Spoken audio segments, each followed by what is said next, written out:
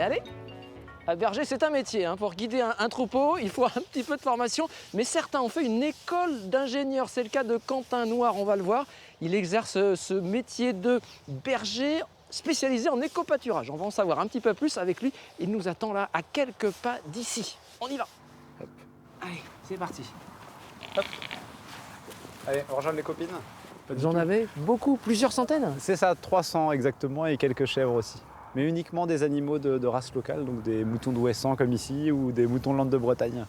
Et le principe, c'est de les mettre en éco-pâturage. Qu'est-ce que ça veut dire en quelques mots? En fait, l'éco-pâturage, c'est très simple. C'est de l'entretien d'espaces verts avec des animaux herbivores pour des collectivités ou des entreprises. C'est une fois par an, la manucure du mouton. Ce qui est intéressant, c'est que c'est vraiment très varié parce qu'il y a un côté terrain où on fait vraiment le suivi des animaux, comme aujourd'hui un petit peu. On vérifie que les animaux sont en bonne santé, on fait les soins, etc. Il y a un côté aussi commercial, un côté gestion. Moi, j'aime bien ce côté complet et avec beaucoup de relationnel en fait. Vous n'êtes pas fils de berger, fils d'agriculteur? Pas du tout. Mon père avait des moutons quand même en Mayenne. Mais moi, je n'étais pas du tout destiné à travailler dans le monde du mouton parce que j'ai fait une école d'ingénieur à Nantes, l'ICAM, à Carquefou exactement. Et ensuite, c'est suite à un voyage d'1 an au Mexique et en Afrique du Sud où là, j'ai rencontré plein d'initiatives sociales et environnementales et où j'ai vu que c'était possible en fait de vivre de sa passion et de se mettre à son compte, et de créer une entreprise. Donc c'est comme ça que ça s'est mis en place. Un prochain rendez-vous là? Là, on va au ministère des Finances.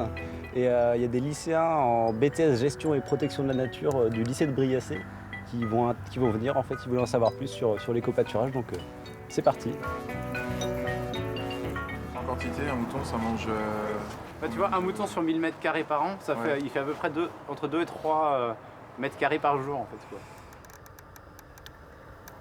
Alors le gain écologique, il est vraiment au niveau de la biodiversité, parce qu'au lieu d'avoir une pelouse vraiment tondue à ras, avec aucune espèce qui ne peut se développer, là ici avec l'éco-pâturage, on a en fait une prairie toute l'année à 10-15 cm qui permet à plein d'espèces de se développer.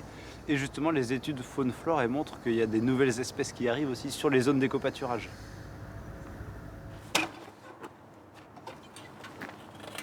Petite question très pratique. On y pense tous, combien ça coûte? Alors, le prix, hop, je vais refermer la barrière déjà. C'est important. Au départ, vous aurez à régler un budget d'investissement pour tout ce qui est clôture, abri, abreuvoir, panneaux d'information, etc. Et ensuite, c'est un coût fixe. En moyenne, on est à 25% moins cher qu'un entretien mécanique. Parce que nous, notre coût, il est très dégressif par rapport à la surface, alors qu'un paysagiste va plus être à un coût fixe au mètre carré. Donc sur des grands sites, on est souvent très rentable. Les moutons de Quentin Noir sont présents sur une quarantaine de sites. À Nantes, bien sûr, où nous nous trouvons, aussi en Loire-Atlantique. Ils sont déjà également à Rennes, à Saint-Malo, très bientôt à Vannes, à La Roche-sur-Yon et à Laval, en Mayenne. La Mayenne, le département de cœur et d'origine de Quentin Noir.